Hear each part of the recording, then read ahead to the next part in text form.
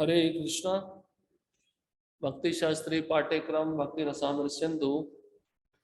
पिछले सत्र में हमने भक्ति रसामृत सिंधु के 13 और 14 अध्याय श्रवण किया था, जिसमें मुख्य रूप से रूप गोस्वामी भक्ति की पात्रता के विषय में बताते हैं। ज्ञान और वैराग्य ये भक्ति पे आश्रित है, भक्ति इन दोनों पे आश्रित नहीं है। तो ज्ञान भी भक्ति से संबंधित होना चाहिए, क्योंकि ज्यादा तपस्या करने से, ऐसा ज्ञान अर्जित करने से जो भक्ति से संबंधित नहीं है, हमारे हृदय को कठोर बना देता है। उस कठोर हृदय में दया बिल्कुल भी प्रवेश नहीं कर पाती। तो ज्ञान भक्ति से संबंधित होना चाहिए, जैसे भगवत गीता का ज्ञान है, श्रीमद् भागवत का ज्ञान है, जो हमारी भक्ति को पोषण देता है। और वैराग्य भी भक्ति से संबंधित होना चाहिए, जैसे युक्त वैराग्य।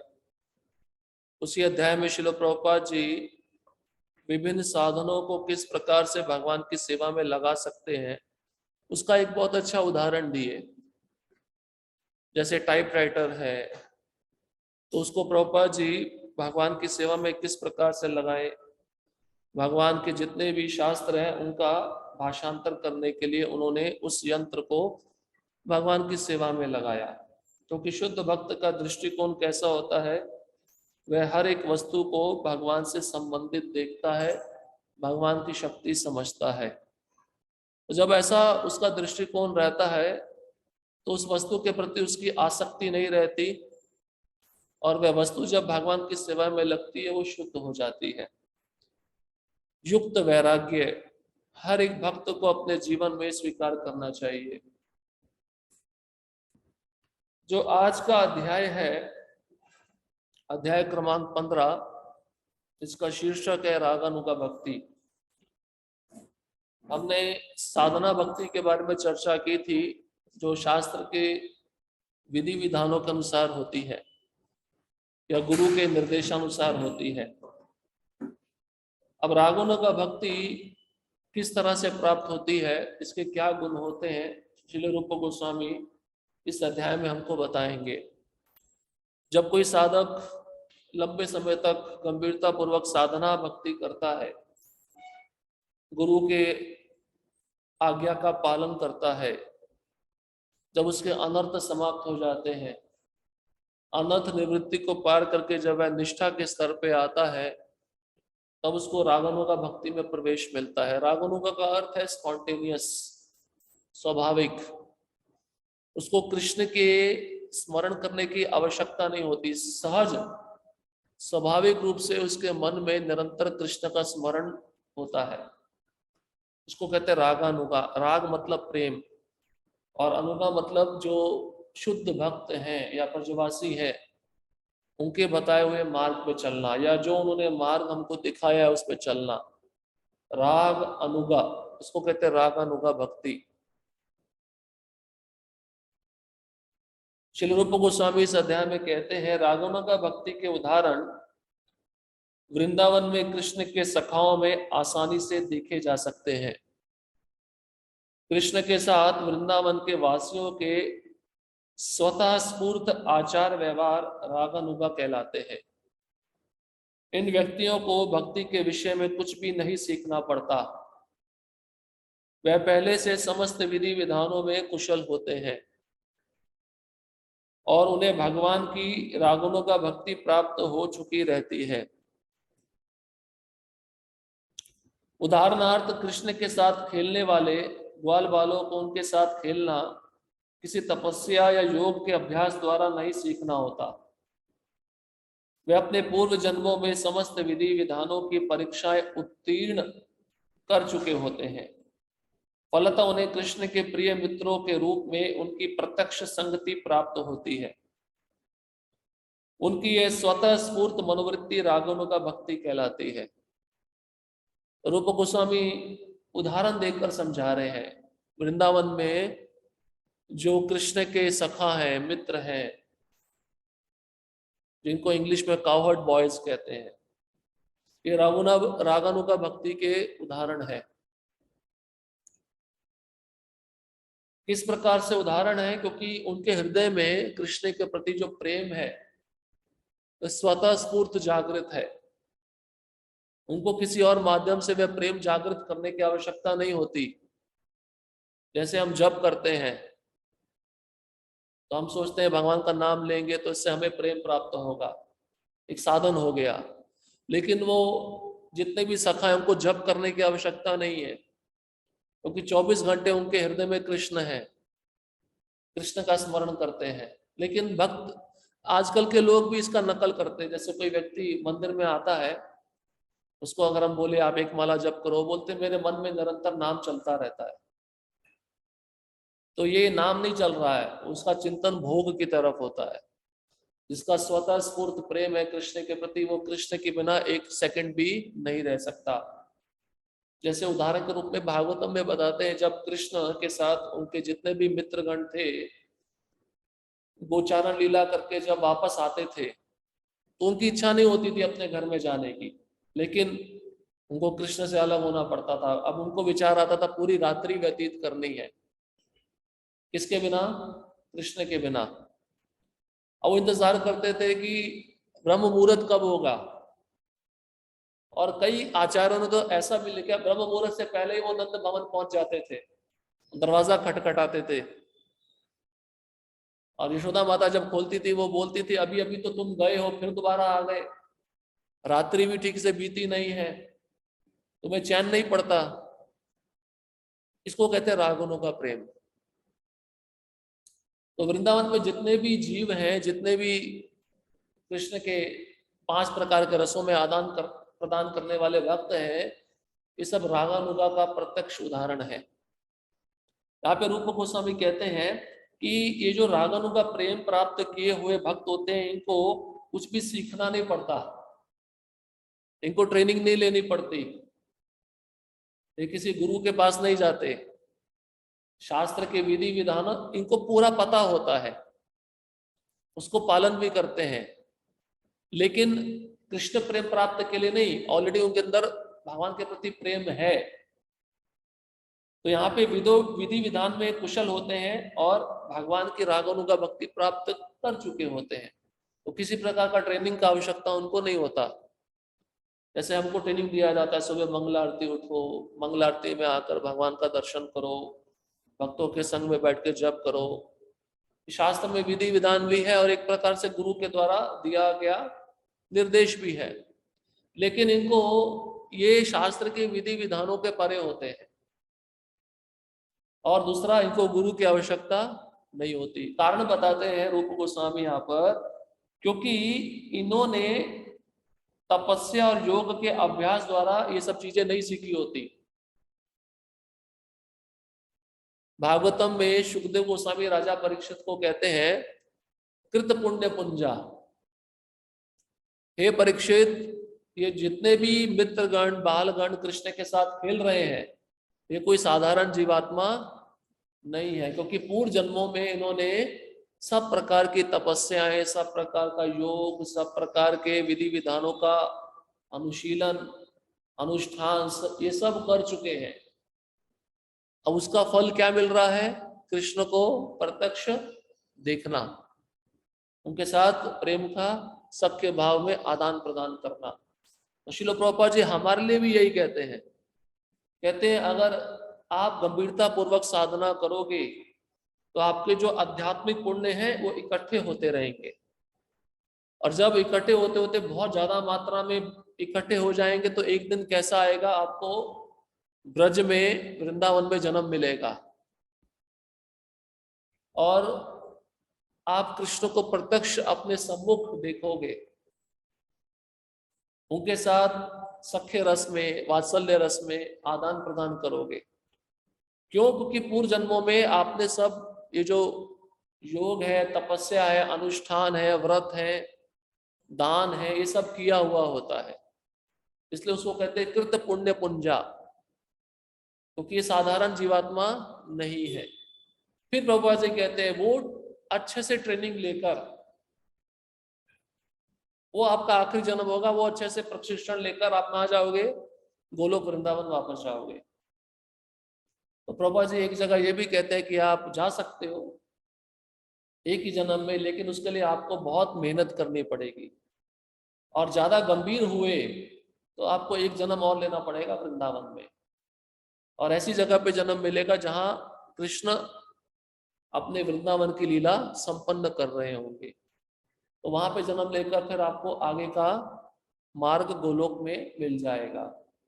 इसलिए यहाँ पर ये जो जितने भी कृष्ण के सखागण हैं, ग्वाल बाल हैं, सब रागानुगा भक्ति को प्राप्त किए हुए हैं।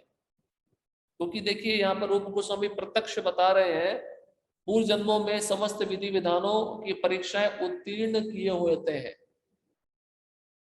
पूर्व जन्मों में जितनी भी तपस्याएं हैं, योग है, साधना है, सब उन्होंने किया हुआ होता है, उसका फल उनको अब एक जन्म में मिल रहा है।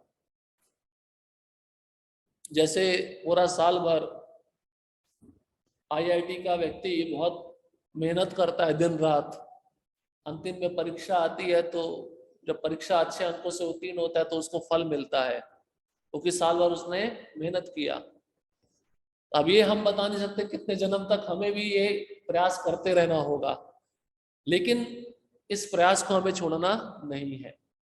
निश्चित रूप से अगर हम इस प्रयास को जारी रखेंगे, हमको भी रागानु का भक्ति प्राप्त हो सकती है, इस जन्म में भी हो सकती है।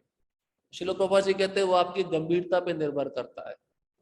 आप सुबह उठने में कितने गंभीर हो, गुरु की आज्ञा पालन करने में कितने गंभीर हो, क्योंकि मन स्वतंत्र रहना चाहता है, वो किसी की आज्ञा पालन नहीं करना चाहता। तो आपकी गंभीरता पे निर्भर करता है कि आप अनर्थ निवृत्ति को कितना जल्दी पार करोगे। तो ये सब जितने भी मित्रगण हैं, ये सब रागों का भक्ति को प्राप्त किए रहते हैं। जैसे पहले भी एक उदाहरण बताया था, एक नया व्यक्ति है, वो टाइपराइटर सीखने के लिए गया, कैसे टाइप करते हैं। तो शुरुआत में कुछ नीति नियम होते हैं, और शुरुआत में उसका स्पीड भी बहुत स्लो रहता है, 1 मिनट में कितने वर्ड्स टाइप करता है, देख देख के टाइप करता है। लेकिन जैसे वो प्रैक्टिस करता रहेगा, जब वो परिपक्व हो जाएगा अपने प्रशिक्षण में, प्रैक्टिस में, तब ऐसा समय आएगा कि वो आंख बंद करके टाइप करता है और 1 मिनट में कितने सारे शब्दों को टाइप कर देता है। तो उसको देखने की आवश्यकता नहीं होती। तो शुरुआत में जब हम गुरु के निरीक्षण में आते हैं, विधि विधानों का पालन करते हैं, तो उसमें बहुत सारे नीति नियम होते हैं, वो होती है साधना भक्ति। और जब उन नीति नियमों का पालन करते करते हम अनर्थ निवृत्ति को पार कर जाते हैं, निष्ठा पे आ जाते हैं, रुचि पे आ जाते हैं, आसक्ति पे आ जाते हैं, ये रागुणों का भक्ति प्रारंभ हो जाती है। फिर वह भक्त शास्त्र के विधि विधानों से भी परे हो जाता है। श्री रूप गोस्वामी ने रागुणों का भक्ति की परिभाषा किसी वस्तु के चिंतन में तल्लीन रहते हुए प्रेम की तीव्र इच्छा से युक्त होकर उस वस्तु के लिए स्वतः स्फूर्त आकर्षण के रूप में की है। स्वतः स्फूर्त प्रेम की ऐसी भावना से संपन्न भक्ति रागानुगा भक्ति कहलाती है। रागानुगा भक्ति के 2 प्रकार हो सकते हैं, एक तो इंद्रिय आकर्षण और दूसरा संबंध रूपा। रूप गोस्वामी रागानुगा भक्ति की परिभाषा बता रहे हैं, ऐसी वस्तु का चिंतन जिसमें व्यक्ति अपने चित्त को लगा देता है, मग्न हो जाता है। वो कोई व्यक्ति भी हो सकता है, वस्तु भी हो सकती है, और उस वस्तु के प्रति, उस व्यक्ति के प्रति प्रेम की तीव्र इच्छा, ये उसके हृदय में स्वतः स्फूर्त जागृत होती है। अब ये कैसे आरंभ होती है, इसको समझना बहुत आसान है। इस संसार में हम रोज कुछ ना कुछ व्यक्तियों का, कुछ ना कुछ वस्तुओं का संग लेते हैं। आप जिस स्थान पे रह रहे हो, जब आपको बहुत लंबा समय बीत जाता है उस स्थान पे रहते हुए, तो स्वतः स्फूर्त जो इच्छा क्या जागृत होती है, ये कमरा मेरा है या ये स्थान मेरा है। तो ये भौतिक स्तर पे होता है। ऐसे ही आप परिवार में आ जाओ, जब आप कोई पिता है, माता है, बच्चे का ज्यादा संग लेते हैं, क्योंकि आत्मज है, अपने शरीर से जन्मा है, तो स्वतः स्फूर्त तीव्र इच्छा क्या है? ये मेरा पुत्र है। तो माँ कभी जब बच्चे को हॉस्टल में एडमिशन दे देती है, दूर रहती है, फिर माँ को चिंतन होता है अपने बच्चे का। इसको कहते हैं स्वतः स्फूर्त, अपने आप से। उसको ऐसा नहीं कि कोई याद दिलाता है कि तुम्हारा बच्चा है, हाँ तुम्हें चिंतन करना चाहिए, ऐसा नहीं है। स्वतः स्फूर्त ये तीव्र इच्छा क्यों जागृत हो रही है? क्योंकि प्रेम है और आसक्ति भी है। और आसक्ति कैसे? डीप रूटेड है। प्रभुपाद जी कहते हैं आपने कोई वृक्ष देखा हो, बहुत लंबा वृक्ष और पुराना वृक्ष, काफी सालों से खड़ा हुआ है, उसकी जो जड़ें होती हैं बहुत दूर तक फैली हुई होती हैं, तो उन जड़ों के साथ उस वृक्ष को काटना आसान है? आसान नहीं है, क्योंकि उसकी जड़ें बहुत दूर तक फैली हुई हैं और बहुत पुराना, उसका आयु बहुत लंबा है। तो इसका मतलब है कितने लंबे समय तक उसने उस स्थान के साथ अपनी आसक्ति जमा ली है। अब ये आसक्ति व्यक्ति के साथ भी हो सकती है, वस्तु के साथ भी हो सकती है। अब इसी आसक्ति को अगर हम कृष्ण में परिवर्तित कर देंगे साधना भक्ति के माध्यम से, वही रागानुगा बन जाती है। जैसे दूध को आप हिलाते रहो, हिलाते रहो, क्या बन जाएगा? आपके मराठी में बासुंदी बन जाएगी। उसी साधना भक्ति पे आप लक्ष्य करके उसके नीति नियमों का पालन करते रहो, करते रहो। एक दिन ऐसा आएगा, आपको कृष्ण के प्रति जो प्रेम है, उनके प्रति जो सेवा है, वो स्वतः स्फूर्त होगी। जैसे शुरुआत में प्रभुपाद जी कहते हैं मंगला आरती उठना किसी को अच्छा नहीं लगता है। बहुत सारे भक्तों का एक ही शिकायत है, इस्कॉन में सब कुछ अच्छा है लेकिन सुबह जल्दी उठना अच्छा नहीं है। लेकिन वो भक्त अगर अपने मन का ना सुनते हुए, वरिष्ठों की आज्ञा का पालन करते हुए उस नीति नियम को अपने जीवन में उतारे दृढ़ता पूर्वक, तो काफी लंबे समय के बाद ऐसा वक्त आएगा कि उस भक्त को मन को मारना नहीं पड़ेगा। वो स्वयं से उठेगा और बारंबार शायद रात में घड़ी भी देखेगा, मंगला आरती के लिए कितना समय बच गया है। इसको कहते हैं रागानुगा। तो हम अभी अनर्थ निवृत्ति के स्तर पे, इसलिए हमें अच्छा नहीं लगता। जैसे अनर्थ निवृत्ति पार हो जाएगी, हमारी आसक्ति कृष्ण के साथ और गहन होती जाएगी। इसलिए यहाँ पे रूप गोस्वामी परिभाषा देते हैं, किसी के चिंतन में तल्लीन रहता है, या कोई व्यक्ति हो सकता है या कोई वस्तु हो सकती है। और दूसरा गुण बताते हैं प्रेम की तीव्र इच्छा होती है। ये दो चीजें उसके हृदय में स्वतः स्फूर्त आसक्ति का निर्माण करती है। तो हम जिसका ज्यादा संग ले रहे हैं, उसके संग का परिणाम हमारे जीवन में होता है, चिंतन उसी का ज्यादा होगा। क्योंकि संग खाली बोलने से नहीं होगा, उठने बैठने से भी संग होता है, साथ में खान पान करने से भी संग होता है, साथ में शयन करने से भी संग होता है। इसलिए बताया जाता है कि हमें अपने जीवन में जितना भी वस्तु है, जितना भी विषय है, जितना भी व्यक्ति है, उसको हटाकर हमें कृष्ण को केंद्र बिंदु में रखना चाहिए। सारे क्रियाकलाप किसके लिए होने चाहिए? कृष्ण के लिए होने चाहिए। तो आपकी आसक्ति धीरे धीरे निर्माण होती रहेगी। तो इसी स्वतः स्फूर्त प्रेम की ऐसी भावना से संपन्न भक्ति रागानुगा भक्ति कहलाती है। और वो जो ब्रजवासी है और रात को सोते भी हैं तो कृष्ण का चिंतन करते हुए सोते हैं, ऐसा नहीं कि उनका चिंतन बंद हो गया। जैसे बताते हैं कि अर्जुन एक बार विश्राम कर रहे थे और जब कृष्ण पास में आए तो कृष्ण ने स्वयं सुना अर्जुन के एक एक रोम से कृष्ण के नाम का उच्चारण हो रहा था। इसको कहते हैं रागानुगा भक्ति। तो ब्रजवासी जितने भी हैं, चाहे वो सखे रस में हो, वात्सल्य रस में हो, दास्य रस में हो, माधुर्य रस में हो। रात को सोते समय भी उनका जो सूक्ष्म शरीर होता है कृष्ण का चिंतन करता रहता है। तभी तो एक इच्छा जागृत होती है कि हम कब कृष्ण को मिलने के लिए जाएंगे। अब जैसे गोपियां हैं, कृष्ण सुबह के समय गोचारण लीला के लिए निकल गए, वो देखती रहती थी जब तक कृष्ण दिखना बंद नहीं हो जाते थे, वो देखती रहती थी। और देखने के बाद मन में जब तक कृष्ण शाम के समय वापस नहीं लौटते थे तो उनका चिंतन होता था। इसको कहते हैं रागमों का प्रेम, क्योंकि चिंतन चल रहा है कृष्ण के लिए। और जब उनको दिख जाता था कि समय आ गया है, जो गोधूली बेला है, गाय के खुर से जो धूल उठ रही है, उनको स्मरण हो, तुरंत अपने घर के छत पे जाकर वो कृष्ण को देखना प्रारंभ करती थी। तो ऐसा नहीं था कि बीच का जो समय है वो कृष्ण को देखना बंद कर दिया, वो अपने सूक्ष्म शरीर से कृष्ण का चिंतन करती थी, जिसमें मन बहुत ही महत्वपूर्ण है, चित्त बहुत ही महत्वपूर्ण है। इसलिए बता दें, हमारा मन कृष्ण में लगे रहना चाहिए। सावय मना कृष्ण पदार विंदयो, क्योंकि मन ही अंतिम समय में हमें दूसरे शरीर में लेके जाएगा। आपका स्थूल शरीर काम नहीं करेगा, लेकिन आपका मन काम करेगा।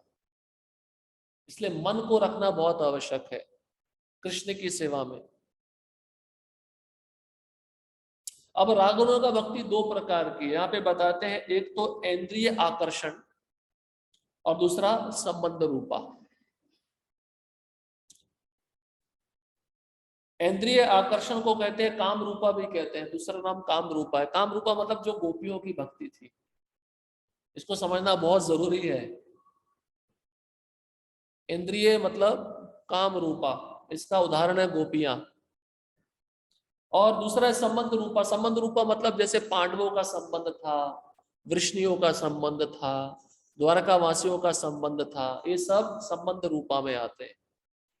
तो ये भी रागुणों का भक्ति के स्तर पे ही है, पांडव भी, द्वारकावासी भी, लेकिन इनका स्तर गोपियों के स्तर जैसा नहीं है, थोड़ा सा अंतर है। इंद्रिय मतलब माधुर्य प्रेम के द्वारा प्रेरित, इम्पेल्ड बाय कॉन्जुगल लव। और संबंध रूपा मतलब संबंध के द्वारा, जैसे पांडव समझते थे कृष्ण कौन है, हमारे जो मामा है वसुदेव, उनके पुत्र है। कुंती महारानी और वसुदेव दोनों भाई बहन थे, तो ये संबंध हो गया। द्वारकावासी क्या समझते थे, कोई समझता था कृष्ण हमारा पुत्र है और कृष्ण हमारा बंधु है, ये संबंध हो गया। तो ये संबंध रूपा के उदाहरण है। इसको अगले अध्याय में रूप गोस्वामी और विस्तार पूर्वक समझाएंगे। इस संदर्भ में श्रीमद् भागवत में 7वां स्कंद, पहला अध्याय, 30वां श्लोक, युधिष्ठिर के प्रति नारद मुनि के कथन का उल्लेख किया जा सकता है, जहां नारद कहते हैं, हे राजन, ऐसे अनेक भक्त हैं जो अपनी इंद्रिय तृप्ति के लिए भगवान से ईर्ष्या या भय के कारण या उनका प्रेम युक्त सानिध्य चाहने के कारण भगवान के प्रति पहले आकृष्ट होते हैं। अंततः ये आकर्षण भौतिक कलमश से रहित हो जाते हैं और पूजा करने वालों में धीरे धीरे आध्यात्मिक प्रेम विकसित होने लगता है, जिससे उन्हें शुद्ध भक्तों द्वारा अभिलिषित जीवन का लक्ष्य प्राप्त हो जाता है। तो यहाँ पे भागवतम का उदाहरण देकर समझा रहे हैं। 7वां स्कंद, पहला अध्याय, 30वां श्लोक, कामाद्वेषाद् भयात् स्नेहात् यथा भक्तेश्वरे मनः अवेश्या तद अगहम हित्वा बहवस्तद गतिम गतः। तो नारद मुनि कुछ विभिन्न उदाहरण बता रहे हैं, कुछ भक्तों के उदाहरण बता रहे हैं जो भगवान को प्राप्त किए अलग अलग भावों के द्वारा। यहाँ पे कहते हैं कामाद, कामाद मतलब काम, लस्ट। इसके उदाहरण क्या है, अभी सुना काम रूपा, कौन है इसके उदाहरण, गोपियां। पर ये अब मिसअंडरस्टैंडिंग मत करना, ये काम इस संसार का काम है, इस संसार का काम नहीं है जो स्त्री पुरुष संग करते हैं, ये काम आध्यात्मिक काम है। श्रील रूप गोस्वामी काम शब्द का प्रयोग यहाँ पे दिए हैं तो कई भक्त भ्रमित हो जाते हैं। जैसे इस संसार में स्त्री पुरुष का संबंध है, वैसे राधा कृष्ण या गोपियों का संबंध है कृष्ण के साथ, ऐसा नहीं है, बहुत बड़ा अपराध है। कामात मतलब स्पिरिचुअल लव, स्पिरिचुअल काम, आध्यात्मिक काम, जिसका अर्थ है कि वो जो गोपियां हैं उनको अपनी इंद्रियों को संतुष्ट करने की इच्छा नहीं है, केवल कृष्ण की इंद्रियों को संतुष्ट करने की इच्छा है। इसको कहते हैं आध्यात्मिक काम, सरल भाषा में। इस संसार में हम अपनी इंद्रियों को संतुष्ट करने में लगे। प्रभुपाद जी कहते हैं स्त्री पुरुष संग करते हैं, वो अपनी इंद्रियों को भोग रहे, अपनी इंद्रियों को संतुष्ट करने के लिए काम की व्यवस्था कर रहे हैं, तो ये भौतिक काम है, इसका तुलना काम वासना से किया गया है। लेकिन आध्यात्मिक जगत में ये जो काम है ये केवल कृष्ण को संतुष्ट करने के लिए किया जाता है, इसको कहते हैं कामात। तो नारद मुनि पहला उदाहरण बताते हैं गोपियों का, कृष्ण की प्राप्ति की गोपियों ने किसके द्वारा? कामात। दूसरा बताते हैं द्वेषात।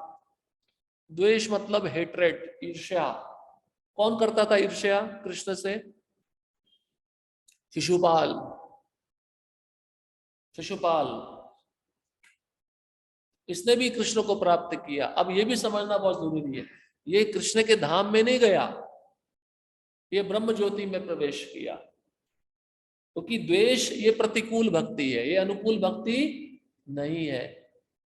अनुकूल भक्ति आपको धाम में लेके जाएगी। जैसे उदाहरण के रूप में कोई व्यक्ति एक राज्य में प्रवेश किया या राजा के घर में प्रवेश किया, ये दोनों अलग अलग है, एक नहीं है। तो राज्य में प्रवेश किया मतलब ब्रह्म ज्योति, और राजा के घर में प्रवेश किया मतलब वैकुंठ धाम। ऐसे आप समझ सकते हो। तो भगवान के जितने भी मित्र हैं जो रागानुगा भक्ति को प्राप्त किए हैं अनुकूल भाव के द्वारा, अनुकूल मतलब चिंतन जो चल रहा है कृष्ण के प्रति प्रेम के द्वारा, इसको कहते हैं अनुकूल भाव, तो वो वैकुंठ जाता है, गोलोक जाता है। लेकिन जो प्रतिकूल भाव से कृष्ण का चिंतन कर रहा है ईर्ष्या के द्वारा, वो वैकुंठ नहीं जाएगा, वो ब्रह्म ज्योति में रह जाएगा। अब तीसरा उदाहरण बताते हैं भयात। भयात मतलब भय से। इसका उदाहरण है कंस। कंस को दिन रात भय रहता था कि कृष्ण देवकी का 8वां पुत्र मुझे आके मार देगा। वो पानी पीता था, पानी में कृष्ण दिखते थे।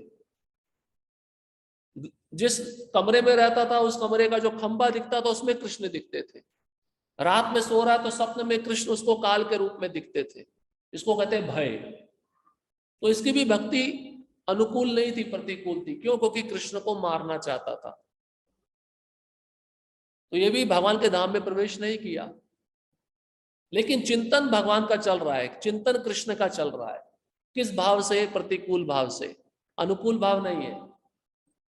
तो प्रभुपाद भी कहते हैं, रूप गोस्वामी कहते हैं हमारी भक्ति अनुकूल भाव से होनी चाहिए, प्रतिकूल भाव से नहीं होनी चाहिए। अब इसका ऐसा अर्थ नहीं समझना है कि ठीक है कृष्ण के दो गोपियों के ग्रुप है, चंद्रावली और राधा रानी, दोनों आपस में द्वेष करते हैं एक दूसरे से। वो द्वेष भी स्पिरिचुअल द्वेष है, उसमें भी यही इच्छा है कृष्ण को कैसे संतुष्ट किया जाए। लेकिन यहाँ पे कंस और शिशुपाल की इच्छा क्या थी? हम कृष्ण को कैसे मारें। या कृष्ण जब रुक्मणी माता से विवाह करने जा रहे थे तो शिशुपाल क्या चाहता था? रुक्मणी मेरी हो जाए।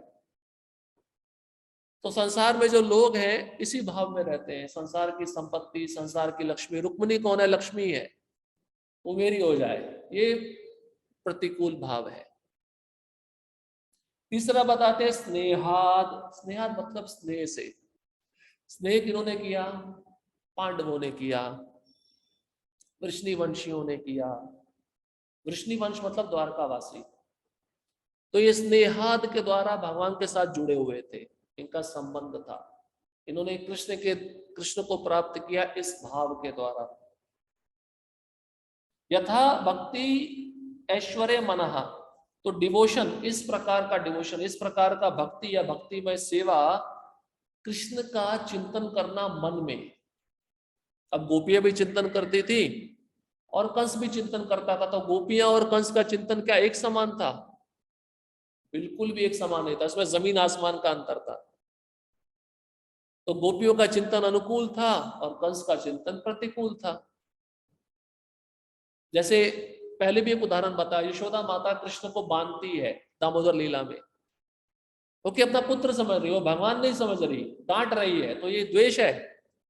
ये द्वेष नहीं है, ये अनुकूल भाव है, प्रेम से बांध रही है कि आगे शरारत नहीं करेगा। अब वही कृष्ण जब उस मल्ल युद्ध में जाते हैं, कंस के द्वारा चाणूर और मुष्टिक होते हैं, वो कृष्ण को मारते हैं, तो ये कौन सा भाव है? ये प्रतिकूल भाव है, भक्ति के बिल्कुल अगेंस्ट है, विरुद्ध है, अपोजिट है। हालांकि वो कृष्ण के हाथों मारे गए, पर उनको गति क्या मिली? ब्रह्म ज्योति मिला।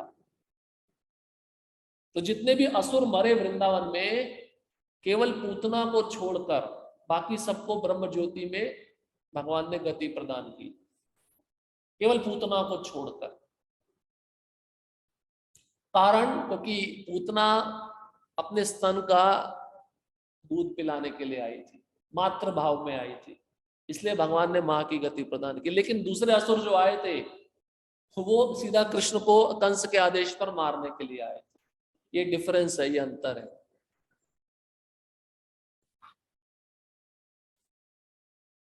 तो यहाँ पे रूप गोस्वामी कहते हैं कि जो ईर्ष्या कर रहा है, भय कर रहा है भगवान से, ये भी कृष्ण के प्रति उनको आकृष्ट करता है, क्योंकि चिंतन निरंतर चल रहा है। लेकिन ये कैसी भक्ति है? रूप गोस्वामी कहते हैं ये प्रतिकूल है, ये अनुकूल नहीं है। इसलिए भक्ति विनोद ठाकुर क्या कहते हैं? अनुकूल से संकल्प, प्रतिकूल से वर्जनम। जो भक्ति के अनुकूल है उसको स्वीकार करो, और जो प्रतिकूल है उसका त्याग कर दो।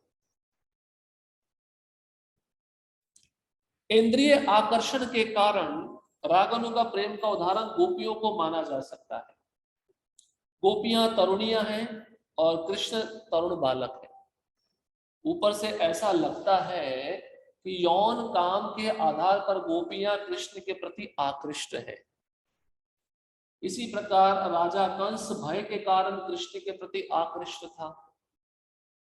कंस कृष्ण से सदैव भयभीत रहता था, क्योंकि यह भविष्यवाणी हो चुकी थी कि उसका भांजा कृष्ण उसका वध करेगा।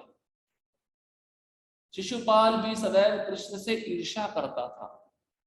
यदुकुल के सारे लोग कृष्ण से पारिवारिक संबंध के कारण उन्हें अपने कुल का सदस्य मानते थे। ये विविध प्रकार के भक्त विभिन्न प्रकार से कृष्ण के प्रति स्वतः स्फूर्त आकर्षण रखते थे, अतः उन्हें जीवन का एक सा वांछित फल प्राप्त होता है। अब यहाँ पे जो इंद्रिय आकर्षण है उसका उदाहरण देते हैं गोपियां। तो कृष्ण तरुण अवस्था में थे और गोपियां भी तरुणियां थी। तो संसार में क्या देखा जाता है? अगर कोई तरुण व्यक्ति और तरुण स्त्री मिलते हैं तो क्या होता है? उनके बीच में आकर्षण बढ़ता है, नहीं बढ़ता है? तो उनकी बीच में इच्छा होती है कि हम एक दूसरे से बातचीत करें, एक दूसरे से संबंध का जो आदान प्रदान है वो करें। वो किस आधार पे होता है? वो एक शारीरिक स्तर पे होता है। प्रभुपाद कहते हैं मटेरियल प्लेटफॉर्म, क्योंकि आकर्षण भौतिक स्तर पे ही है। लेकिन जो गोपियों का प्रेम है कृष्ण के लिए, गोपियों का जो संबंध है कृष्ण के लिए, वो संसार के भौतिक स्तर से बिल्कुल भिन्न है, बिल्कुल अलग है। इसलिए आगे हम सुनेंगे, कृष्णदास कविराज गोस्वामी कहते हैं चैतन्य चरितामृत में, ये जो गोपियों का कृष्ण के प्रति प्रेम है इसकी तुलना में सोने से करते हैं, और इस संसार के काम की तुलना वे लोहे से करते हैं। तो दोनों धातु हैं, दोनों मेटल है, लेकिन एक सोना है और एक लोहा है। दोनों में जमीन आसमान का अंतर है। तो इंद्रिय आकर्षण प्रमुख उदाहरण गोपियां। फिर कंस का उदाहरण दिया है, शिशुपाल का उदाहरण दिया है भय और द्वेष का। उसके पश्चात यदुकुल के सारे लोग ये पारिवारिक संबंध के रूप में कृष्ण के साथ जुड़े हुए थे। अब रूप गोस्वामी कहते हैं ये सारे संबंध हमने सुने, लेकिन एक आश्चर्य की बात यहाँ पे रूप गोस्वामी लिख रहे हैं, उन्हें जीवन का एक सा वांछित फल प्राप्त होता है। तो प्रश्न उठता है, गोपियों को जो गति मिली तो कंस और शिशुपाल को भी वही गति मिलेगी। रूप गोस्वामी लिखते हैं एक सा वांछित फल प्राप्त होता है, लेकिन एक सा नहीं होता है। अब वही अचिंत्य भेदा में तत्व आ जाता है। राजा के राज्य में पहुंचे या घर में पहुंचे, तो आप उसके घर में पहुंच भी गए और नहीं भी पहुंचे, क्योंकि राज्य उसी के निरीक्षण में चल रहा है, वो राज्य भी उसके घर का एक भाग है। तो ये ब्रह्म ज्योति क्या है? ये आध्यात्मिक जगत से जो निकलता हुआ प्रकाश है, इसमें जो विभिन्न वैकुंठ लोक है जो तैरते हैं, उसी को ब्रह्म ज्योति कहते हैं।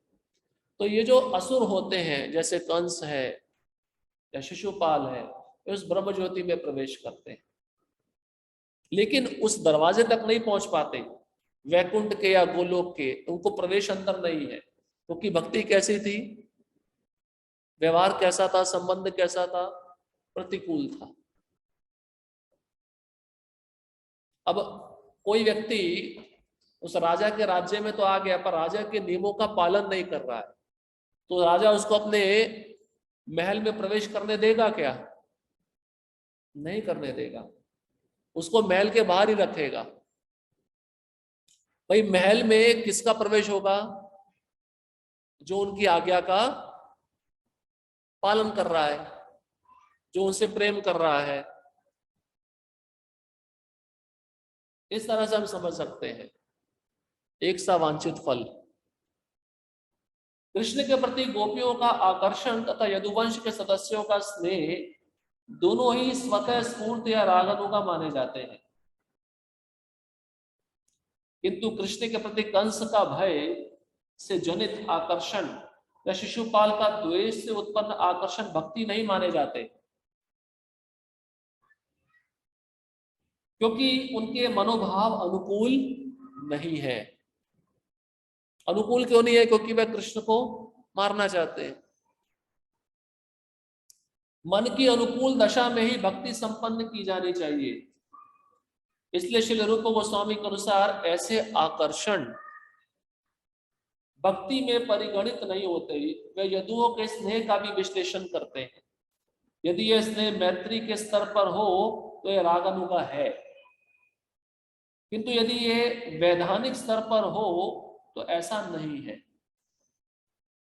जब स्नेह रागानुगा भक्ति के पद को प्राप्त होता है, तभी यह शुद्ध भक्ति की श्रेणी में गिना जाता है।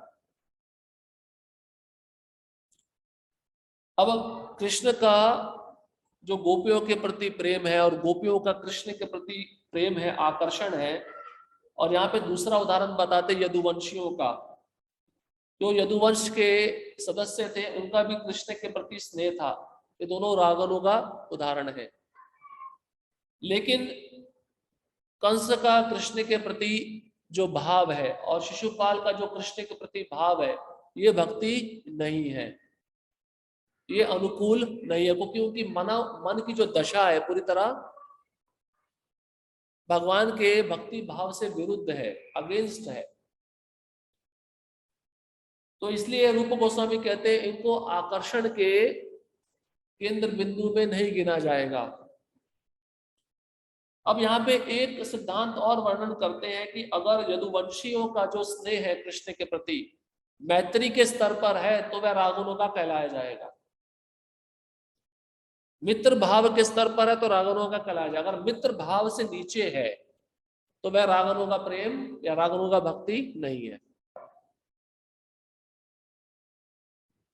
आपका कोई परम मित्र हो, बहुत घनिष्ठ संबंध हो और आपकी उम्र का हो, तो आपका निरंतर उसके प्रति चिंतन रहेगा या नहीं रहेगा। और मान लीजिए आपका मित्र नहीं है, मैत्री के स्तर पे नहीं है, लेकिन आपसे नीचे है, आपसे छोटा है और दास भाव में आपका सेवा कर रहा है, तो रागनों का प्रेम नहीं है, क्योंकि शांत रस पे, दास्य रस में रागनों का प्रेम नहीं हो सकता। रागनों का प्रेम की शुरुआत कहां से होती है? वात्सल्य रस पे, सख्य रस पे या माधुर्य रस पे। शांत रस पे, दास्य रस पे रागुणों का प्रेम नहीं हो सकता, उसको निर्माण करना थोड़ा कठिन होता है। हाँ, अगर उस भाव में वह परिपक्व हो जाता है, उस भाव को त्याग कर, जैसे शांत और दास्य रस को छोड़कर वह और प्रगत हो गया, या किसी ऐसे भक्त का संग कर लिया जो वात्सल्य भाव में है, उस भाव में आकर वह उस इच्छा को निर्माण कर सकता है और रागुणों का प्रेम में आ सकता है। लेकिन संग वैसे भाव का चाहिए। इसलिए यदुवंशी भी जब मैत्री के स्तर पे है कृष्ण के साथ, तब वह रागुणों का प्रेम कहलाएगा, अन्यथा वह रागुणों का प्रेम नहीं है। यह समझने में कठिनाई हो सकती है कि गोपियों तथा कंस दोनों को एक ही लक्ष्य प्राप्त हुआ, जबकि कंस तथा शिशुपाल के मनोभाव गोपियों से सर्वथा भिन्न थे। अतएव इस बात को ठीक से समझना होगा, यद्यपि इन सबों का केंद्र बिंदु भगवान है और सभी भक्तों को वैकुंठ प्राप्त होता है, किंतु फिर भी इन दोनों प्रकार के जीवों में अंतर है। श्रीमद् भागवत के प्रथम स्कंद में कहा गया कि परम सत्य एक है और वही निराकार ब्रह्म परमात्मा तथा भगवान के रूप में प्रकट होता है। यही एक आध्यात्मिक अंतर है। यद्यपि ब्रह्म परमात्मा और भगवान एक ही परम सत्य है, किंतु कंस या शिशुपाल जैसे भक्तों को केवल ब्रह्म तेज ही प्राप्त हो सका, उन्हें परमात्मा या भगवान का साक्षात्कार नहीं हुआ, यही अंतर है। देखिए यहाँ पे स्पष्ट बता दिया, जैसे आपको पहले भी बताया कि वह उस ब्रह्म तेज तक पहुंच पाए। जो ज्ञानी भगवान के तेज में लीन होना चाहते हैं, वही मुक्ति इन असुरों को प्राप्त हुई जो कृष्ण के प्रति अपना भाव बिल्कुल प्रतिकूल रखते थे। लेकिन द्वारका के जितने भी वृष्णिवंशी हैं, तो द्वारका भी धाम है। गोलोक के 3 पार्ट हैं, एक वृंदावन है, द्वारका है और मथुरा है। तो वह उस द्वारका धाम में गए, वो ब्रह्म ज्योति में प्रवेश नहीं किए। और वृंदावन के जितने वासी हैं वो वृंदावन धाम में गए, गोलोक वृंदावन में गए। तो ये जो जितने भी असुर हैं जो प्रतिकूल भाव में कृष्ण के साथ संबंध स्थापित करते हैं, इनको भगवान के ब्रह्म तेज में लीन होने वाला गति प्राप्त होता है। इसको कहते हैं सायुज्य। हमने पहले भी सुना है सायुज्य। 5 प्रकार की मुक्ति है ना, सायुज्य, सामीप्य, साष्टी, सारूप्य, सालोक्य। इसमें सायुज्य मुक्ति इनको प्राप्त होती है असुरों को, जिनका भाव अनुकूल नहीं है, प्रतिकूल है। लेकिन जिनका भाव अनुकूल है उनको भगवान का धाम प्रत्यक्ष मिलता है, वैकुंठ में प्रवेश करते हैं। यही अंतर है। यहाँ पे रूप गोस्वामी बतला रहे हैं। यहाँ पर सूर्य के गोले तथा सूर्य प्रकाश का दृष्टांत प्रस्तुत किया जा सकता है। सूर्य प्रकाश में रहने का अर्थ यह नहीं होता कि कोई व्यक्ति सूर्य के गोले तक जा चुका है। सूर्य के गोले का ताप, सूर्य प्रकाश धूप के ताप से भिन्न है। जो व्यक्ति जेट विमानों या अंतरिक्ष यानों में बैठकर सूर्य प्रकाश से गुजरे हैं, वह सूर्य के गोले तक पहुंचे हों, यह आवश्यक नहीं। यद्यपि सूर्य प्रकाश तथा सूर्य का गोला एक है, फिर भी अंतर तो है ही, क्योंकि एक शक्ति ऊर्जा है, दूसरा शक्ति का स्रोत है। इसी प्रकार परम सत्य तथा उनका शारीरिक तेज एक साथ एक तथा भिन्न है। जैसे आपको पहले बताया, अचिंत्य भेदाभेद तत्व। रूप गोस्वामी कहते हैं कंस हो, गोपियां हो, दोनों को एक जैसी गति मिली है। कैसे मिली भाई? कृष्ण का धाम है और ब्रह्म ज्योति कहां से आ रही? कृष्ण के धाम से आ रही है। कृष्ण की शक्ति है, तो शक्ति और शक्तिमान अलग नहीं है, एक ही है, लेकिन अलग भी है। जैसे हमने पहले भी बताया ना, जल का जो बूंद है, सागर के जल का बूंद और सागर, वो अलग भी है और एक भी है। अलग कैसे है? मात्रा की दृष्टि में अलग है, लेकिन एक कैसे है? गुण की दृष्टि में एक है। अचिंत्य भेदाभेद तत्व। वंश तथा शिशुपाल को परम सत्य की प्राप्ति तो हुई, लेकिन किस रूप में हुई? 3 विधि है भगवान को जानने की, ब्रह्म, परमात्मा और भगवान। तो ब्रह्म कौन लोग जान पाते हैं? ज्ञानी। परमात्मा कौन लोग जान पाते हैं? योगी। और भगवान कौन जान पाते हैं? भक्त। तो इन कंस और शिशुपाल और असुरों को ब्रह्म की गति प्राप्त हुई, किंतु उन्हें गोलोक वृंदावन धाम में प्रविष्ट होने नहीं दिया गया। देखिए यहाँ पे रूप गोस्वामी स्पष्ट लिख रहे हैं। क्यों? क्योंकि भक्ति कैसी थी? प्रतिकूल थी। ये कारण है। आप कृष्ण को मारना चाहोगे, अनुकूल भक्ति है, प्रतिकूल भक्ति है? प्रतिकूल है। कृष्ण को मार के आप कृष्ण के धाम में जा सकते हो? नहीं जा सकते। तो कृष्ण बोलेंगे स्टॉप, जरा जो गेट है उसके बाहर ही रुक जाओ, वहीं पे रहो। निर्विशेषवादियों तथा भगवान के शत्रुओं को ईश्वर के प्रति आकर्षण के कारण भगवत राज्य में प्रवेश करने की अनुमति तो दी जाती है। यहाँ पे समझना बहुत जरूरी है। भगवत राज्य, वो ब्रह्म ज्योति भी भगवान का राज्य ही है, क्योंकि ब्रह्म से शुरू हो रहा है। उसमें प्रवेश करने की अनुमति तो है, लेकिन राजा के महल में प्रवेश करने की अनुमति नहीं है। उस धाम में प्रवेश करने की अनुमति नहीं है। किंतु उन्हें वैकुंठ लोकों या भगवान के गोलोक वृंदावन में प्रविष्ट होने नहीं दिया जाता।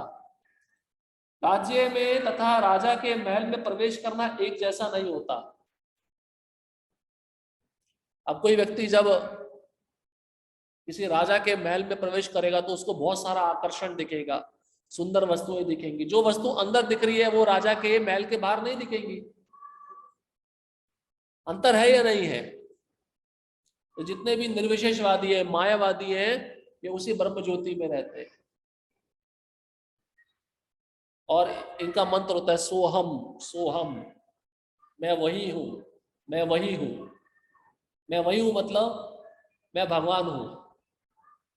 इसलिए इनको प्रवेश करने नहीं दिया जाता। इसलिए चैतन्य बाबू कहते हैं मायावादी कृष्णेर अपराधी।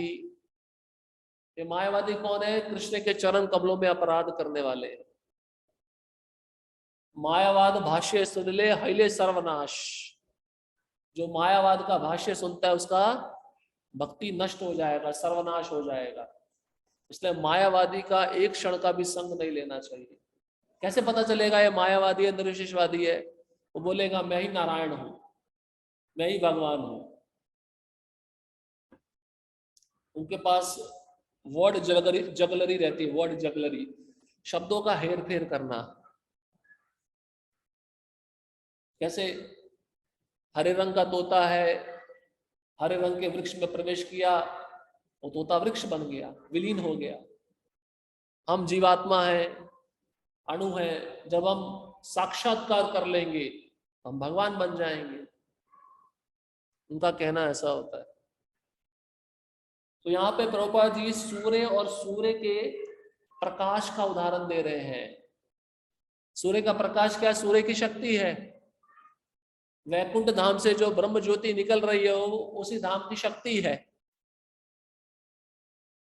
अब सूर्य के प्रकाश में आप खड़े हो जाओ तो एक प्रकार से आप सूर्य के गोले के पास में भी हो और नहीं भी हो, क्योंकि कैसे पास में हो? उसकी किरणें आपके शरीर को स्पर्श कर रही हैं। और दूर कैसे हो? क्योंकि सूर्य का गोला बहुत दूर है। इसको कहते हैं अचिंत्य भेदाभेद तत्व। तो ये जो असुर होते हैं इनको मुक्ति मिलती है, लेकिन कृष्ण के धाम में प्रवेश नहीं कर पाते। वे उसी ब्रह्म ज्योति में रहते हैं। वो ब्रह्म ज्योति भगवान की शक्ति है। ठीक है। श्री रूप गोस्वामी निर्विशेषवादियों तथा सगुणवादियों की पृथक पृथक उपलब्धियों को बतलाना चाहते हैं। निर्विशेषवादी होते हैं मायावादी, जो भगवान के रूप को नहीं मानते, और सगुणवादी होते हैं जो भगवान के रूप को मानते हैं, जो भक्त कहलाते हैं। सामान्यतः जो लोग निर्विशेषवादी हैं और भगवान के प्रति शत्रु भाव रखते हैं, यदि वे आध्यात्मिक सिद्धि प्राप्त कर लेते हैं तो उन्हें केवल निराकार ब्रह्म तक ही पहुंचने दिया जाता है। तो देखिए बारंबार बतलाया जा रहा है, मायावादी कहां तक पहुंच सकते हैं? ब्रह्म ज्योति तक, बस। ब्रह्म ज्योति के आगे उनको एक पांव भी नहीं रखने दिया जाता। और भक्त कहां जाता है?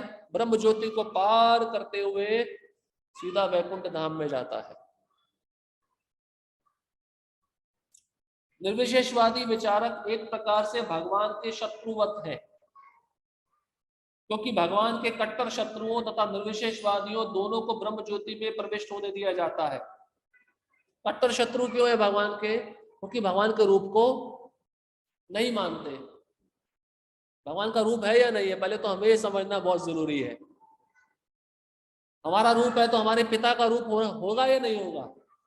निश्चित होगा भाई। रूप से ही रूप आता है, आकार से ही आकार आता है। अभी ऐसा तो नहीं है कि निराकार से आकार आ गया। तो ये मायावादी क्या सोचते हैं, भगवान का रूप नहीं है।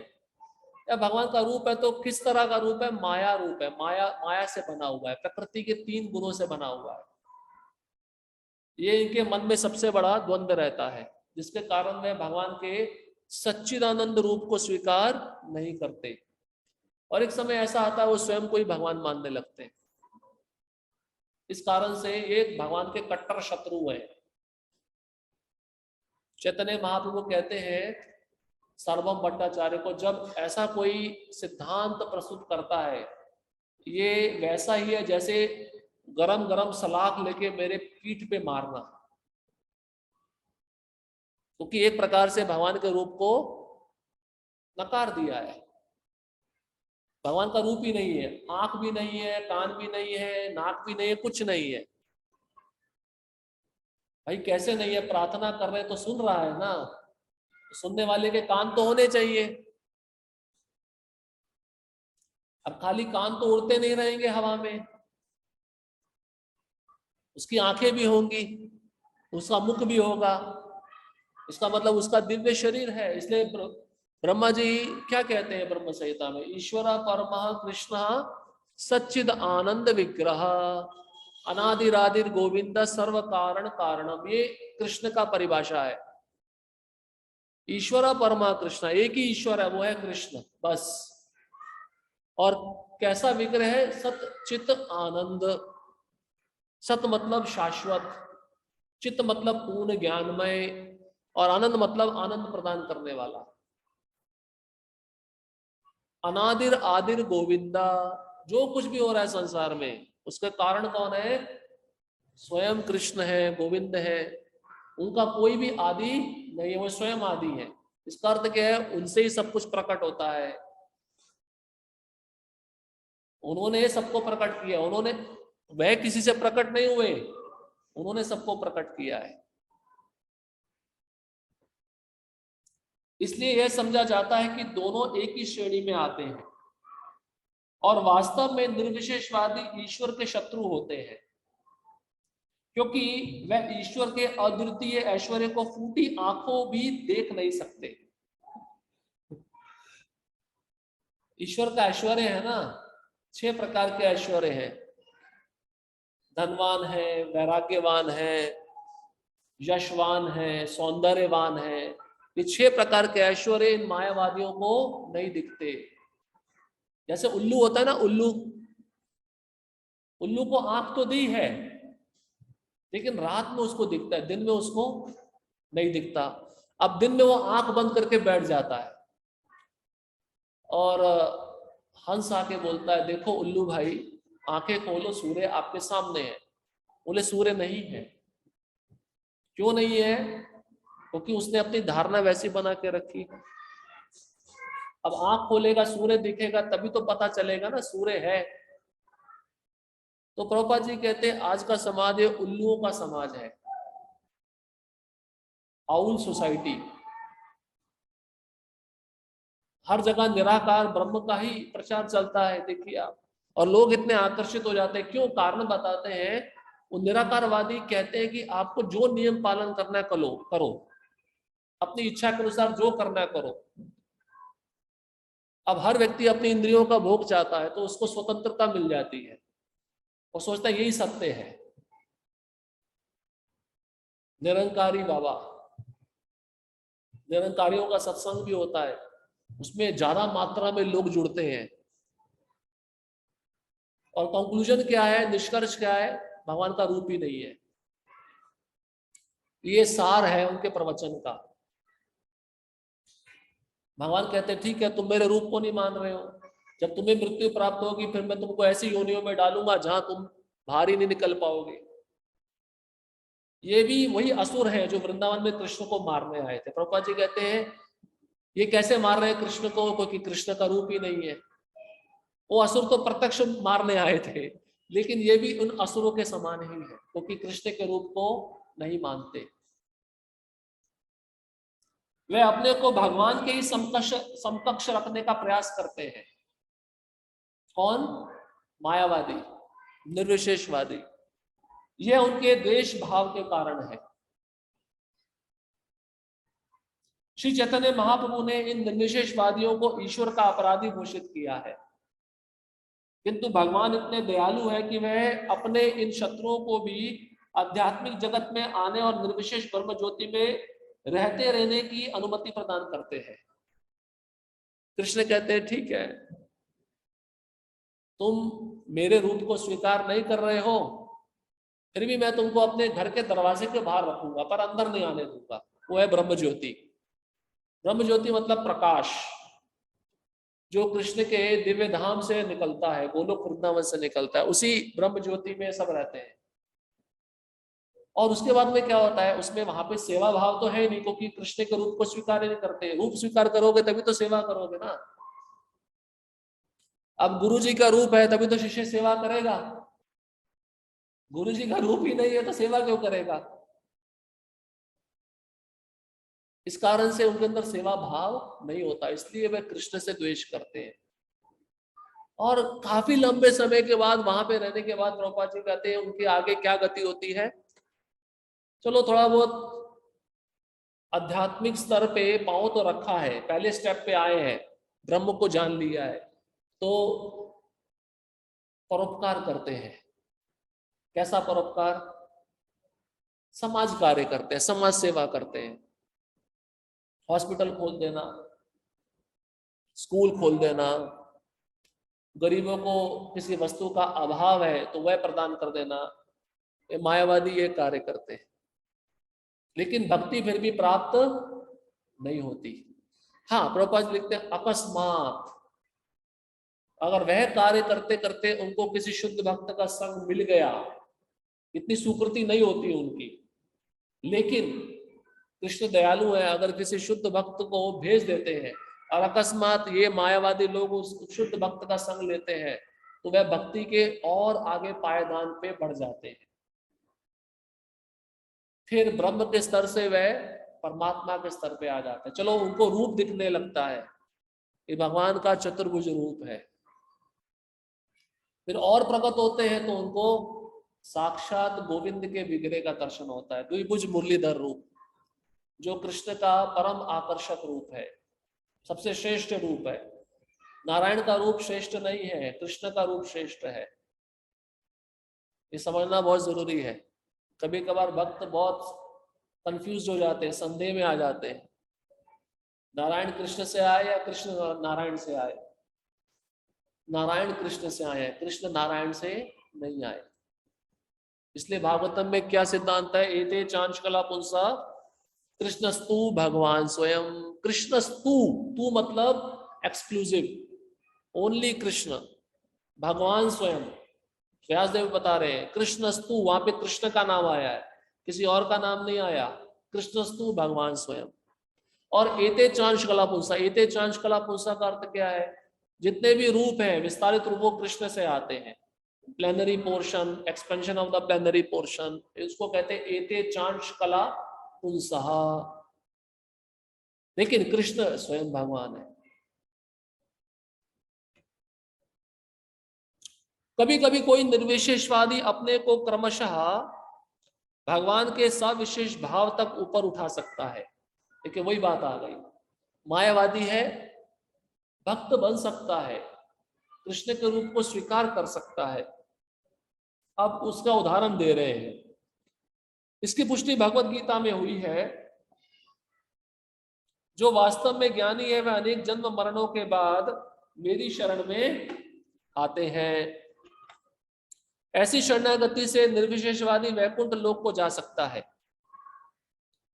जहां शरणागत जीव के तौर पर उसे भगवान जैसा शारीरिक स्वरूप सारूप्य प्राप्त होता है।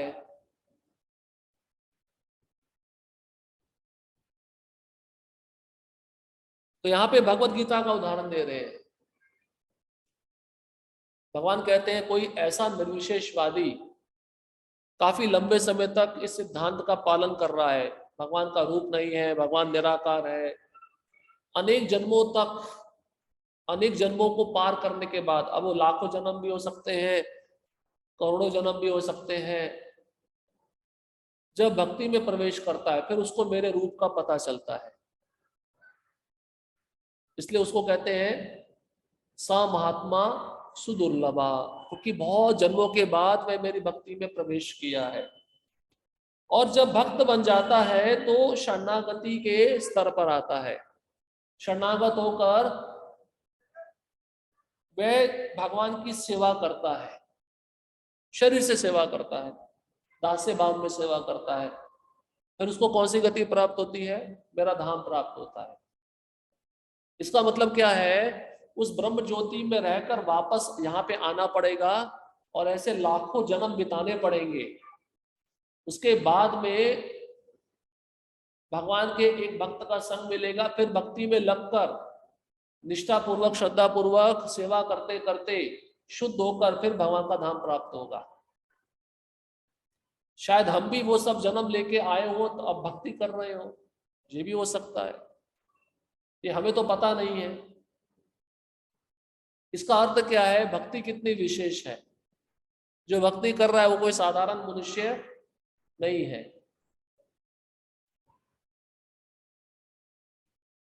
ब्रह्मांड पुराण में कहा गया है जिन लोगों की भौतिक कलमश से मुक्ति हो चुकी है, भौतिक कलमश मतलब काम, क्रोध, लोभ, मोह, इस संसार के प्रति विषय वासना जो होती है मन में, उसको भौतिक कलमश कहते हैं। जो इससे मुक्त हो चुका है, जो असुर है और जिनका वध भगवान द्वारा हुआ होता है, वे ब्रह्म भाव में तल्लीन होकर ब्रह्म ज्योति के आकाश में वास करते हैं। अब इनके मन में कलमश था, जैसे वृंदावन के असुर हैं, अगासुर, बकासुर, ये सब कलमश किस कारण से था? क्योंकि कृष्ण को मारना है। जब भगवान ने इनको स्पर्श किया या इनको मार दिया तो ये मुक्त हो गए, भौतिक कलमश इनका समाप्त हो गया। इनको कौन सा गति मिला? ब्रह्म ज्योति। ब्रह्मांड पुराण से रूप गोस्वामी उदाहरण बता रहे हैं।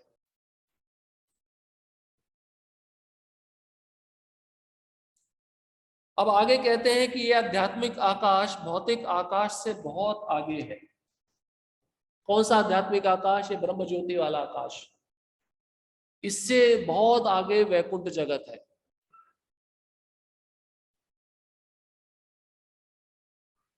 हमने ऐसा सुना था, शायद हमने पहले भी बताया था, वैकुंठ लोक और गोलोक की बीच की दूरी भी बताई थी।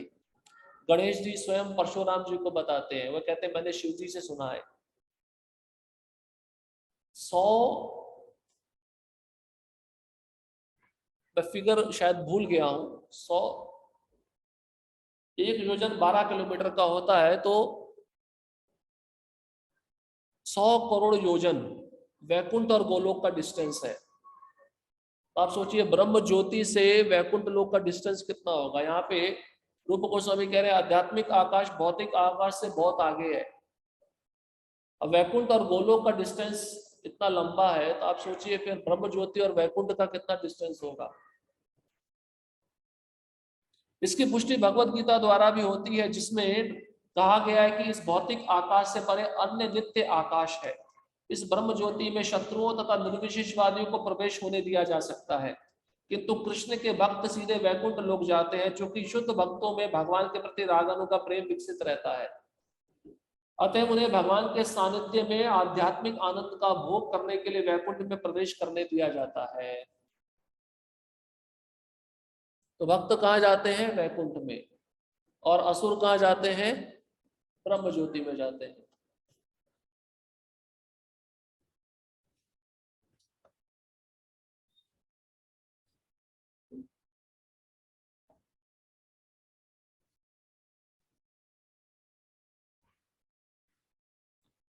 श्रीमद् भागवत में 10वां स्कंद 87वां अध्याय 23वां श्लोक, भगवान साक्षात वेद भगवान को इस प्रकार संबोधित करते हैं, हे प्रभु, योगी जन आपके अंतर्यामी स्वरूप का ध्यान करते हैं, अतः वे निर्विशेष ब्रह्म ज्योति में तल्लीन होने की आध्यात्मिक सिद्धि प्राप्त करते हैं। जो लोग आपको शत्रु मानते हैं वे बिना ध्यान किए ही वही सिद्धि पाते हैं। आपके सर्प जैसे हाथों का आलिंगन करने वाली तथा काम वासना से पूरित गोपियों ने भी वही सिद्धि प्राप्त की। जहां तक हमारा प्रश्न है, हम वैदिक ज्ञान के विभिन्न अंगों के अधिपति देवता स्वरूप गोपियों का ही अनुसरण करते हैं।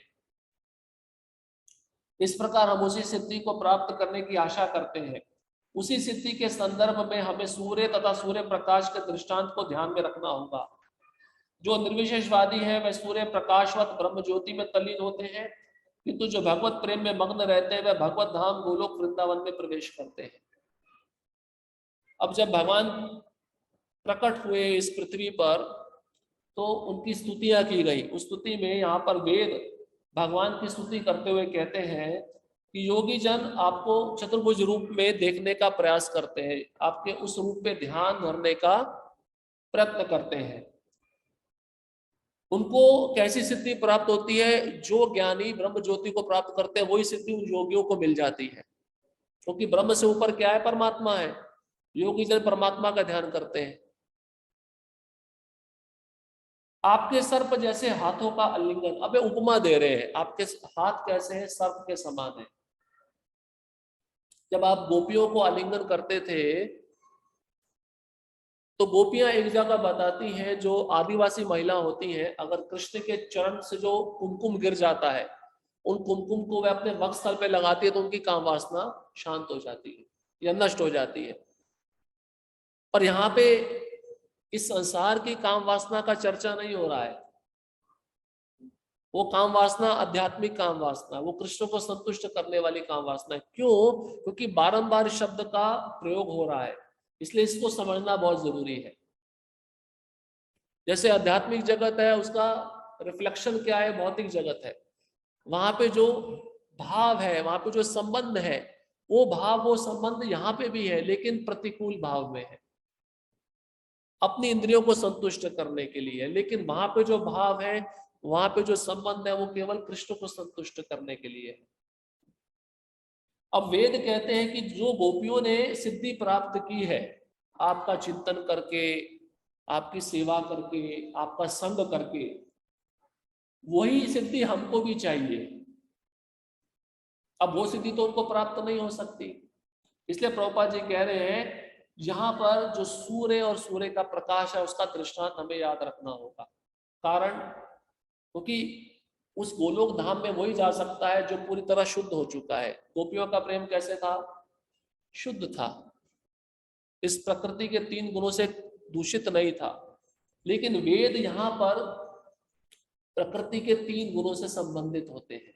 वेदों में बहुत सारे ऋचाएं, अनुष्ठान ऐसे हैं जो प्रकृति के 3 गुणों से संबंधित है। वो भी शुद्ध नहीं है, लेकिन वो भी इच्छा व्यक्त कर रहे हैं कि हमें भी आपका धाम प्राप्त हो, ऐसी सिद्धि प्राप्त हो जो गोपियों ने प्राप्त की।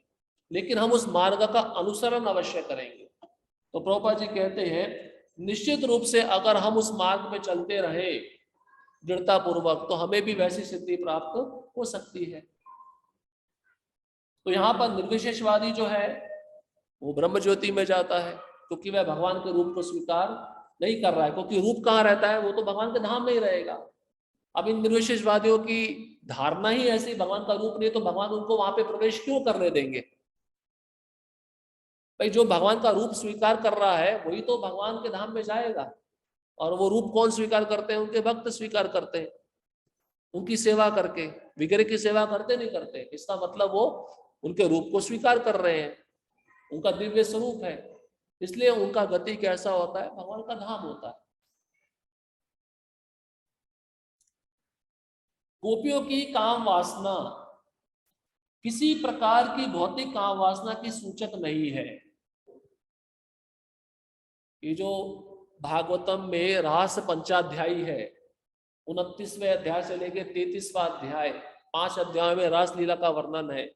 उसमें कृष्ण को गोपियां चुंबन करती हैं, आलिंगन करती हैं। ये बहुत ऊंचा विषय है, वो काम वासना नहीं है।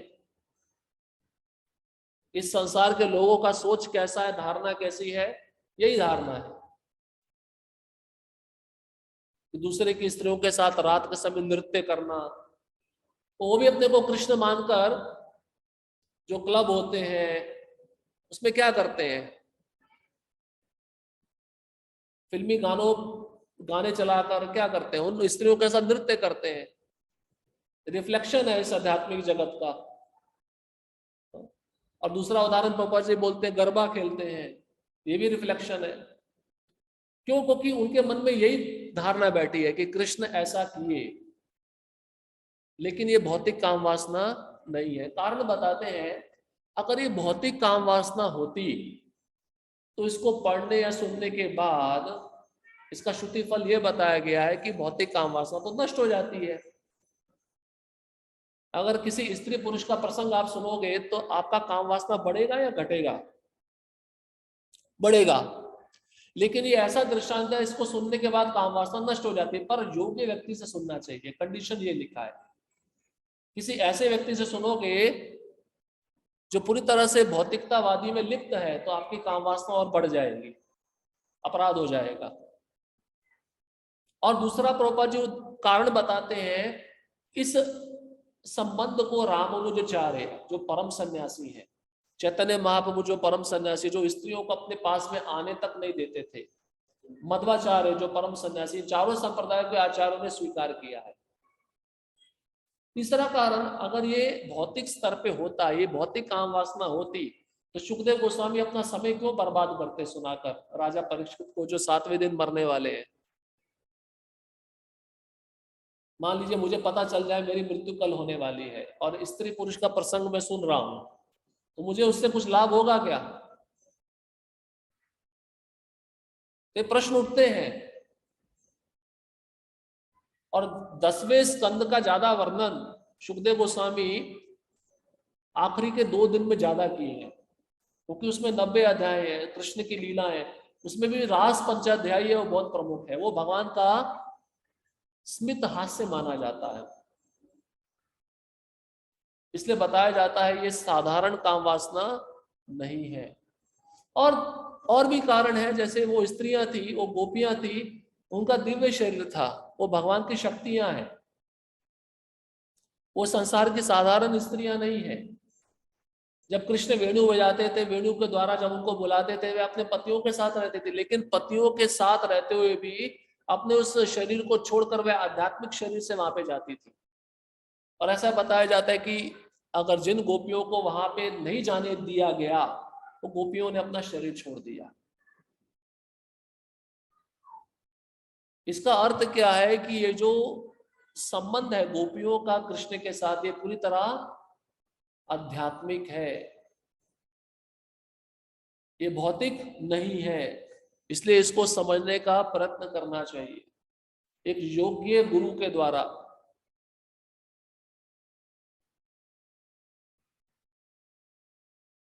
श्री रूप गोस्वामी बतलाते हैं कि ये काम वासना भक्त की कृष्ण से संगति की विशेष प्रवृत्ति की सूचक है।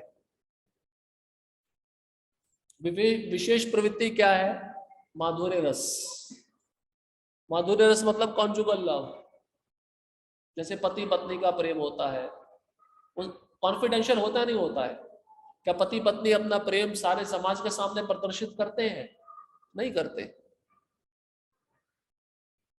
प्रत्येक भक्त में सिद्ध अवस्था प्राप्त होने पर कृष्ण के प्रति रागात्मक आकर्षण उत्पन्न होता है। सिद्ध अवस्था पे ही आकर्षण उत्पन्न होगा, कृष्ण का निरंतर चिंतन किसी विशेष भाव में या किसी विशेष रस में। सिद्ध अवस्था मतलब जो अनर्थ निवृत्ति को पार कर जाएगा।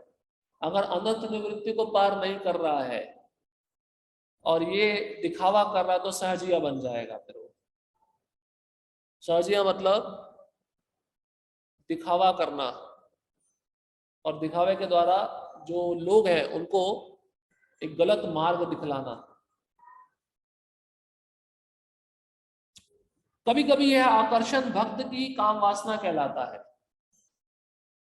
ये जो शब्द है ये ब्रैकेट में रूप गोस्वामी लिख रहे हैं, इन्वर्टेड कॉमास में, क्योंकि काम वासना सुनते ही हमारे मन में विचार आता है स्त्री और पुरुष का संग, लेकिन वो काम वासना यहाँ पर वो नहीं है, उसका अर्थ यहाँ पे ये नहीं है।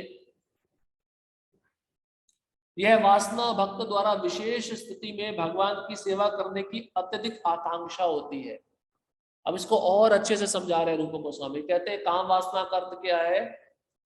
यह वासना भक्त की विशेष स्थिति है। विशेष मतलब वो भक्त शांत रस में होगा, दास्य रस में होगा, सख्य रस में होगा, वात्सल्य रस में होगा, माधुर्य रस में होगा, किसी एक रस को चुनकर उसको कहते हैं विशेष स्थिति। उस रस में रहकर उसकी आकांक्षा होती है भगवान की सेवा करना। अब गोपियां यहाँ पे कृष्ण की सेवा कैसे कर रही हैं? माधुर्य भाव से कर रही है, माधुर्य रस में कर रही है, उनकी विशेष स्थिति है।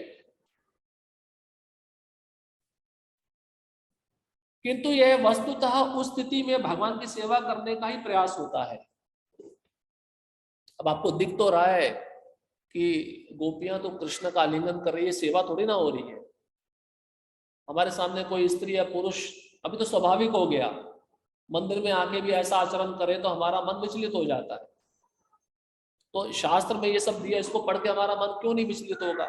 निश्चित होगा, क्योंकि हमारा हृदय शुद्ध नहीं है, क्योंकि हम वैदिक भक्ति के नीति नियमों को अच्छे से पालन नहीं कर पा रहे। उदाहरण, अभी उदाहरण देकर रूप गोस्वामी समझा रहे हैं। कोई भक्त भगवान से ग्वाल सखा के रूप में सानिध्य प्राप्त करने के लिए आकांक्षित हो सकता है, मतलब सख्य रस, मैत्री भाव वाला रस।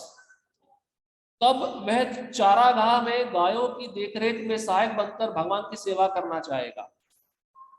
तो गौशाला जो है उसमें जाकर वह भगवान को मदद करेगा, भगवान का गाय का घास उठाने में, गाय को पानी पिलाने में। इसको कहते हैं सेवा भाव। है सख्य रस में, पर सेवा भाव कॉमन है। अब ऐसे गोपियां हैं, वो माधुर्य भाव में कृष्ण की सेवा करे, कैसे? जैसे कृष्ण चाहते हैं वो वैसा ही पोशाक पहनती है, कृष्ण चाहते हैं वो वैसा ही श्रृंगार करती है, ये भी सेवा भाव ही है। अभी शास्त्र में बताया गया भागवतम के 7वें स्कंद में, एक पतिव्रता स्त्री को अपने पति के लिए श्रृंगार करना चाहिए, किसी और पुरुष के लिए श्रृंगार नहीं करना चाहिए। तो सेवा ही तो है, वो सेवा भाव ही है।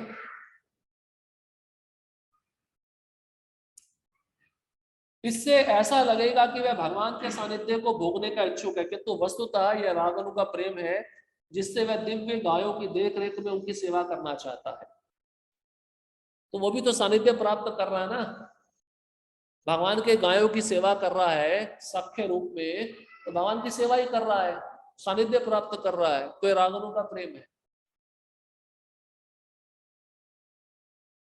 इंद्रिय आकर्षण, भगवान की सेवा की यह उत्कट इच्छा ब्रज की दिव्य भूमि में प्रकट होती है, और वह भी विशेषकर गोपियों में।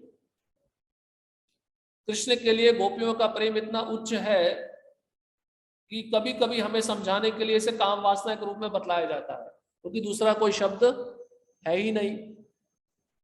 अभी जैसे उदाहरण के रूप में कहते हैं भगवान की आंखें कमल के पंखुड़ियों के समान है, लेकिन ऐसा नहीं है। ये दृष्टांत दिया गया है समझाने के लिए, लेकिन भगवान की आंखें कमल की पंखुड़ियों से भी अधिक सुंदर है, क्योंकि हमारी भौतिक बुद्धि है हमको समझाने के लिए कमल दिया है। कमल क्यों दिया है? कमल को देखते ही आपको कृष्ण का स्मरण होना चाहिए, लेकिन कृष्ण की आंखें इतनी सुंदर है कि कमल की पंखुड़ियां भी कुछ नहीं है। कहने का तात्पर्य है, उसी प्रकार से गोपियों का संबंध कृष्ण के साथ कैसा है? काम वासना पे आधारित है। वो शब्द दिया गया है, लेकिन काम वासना से भी ऊपर है, वो है दिव्य सेवा।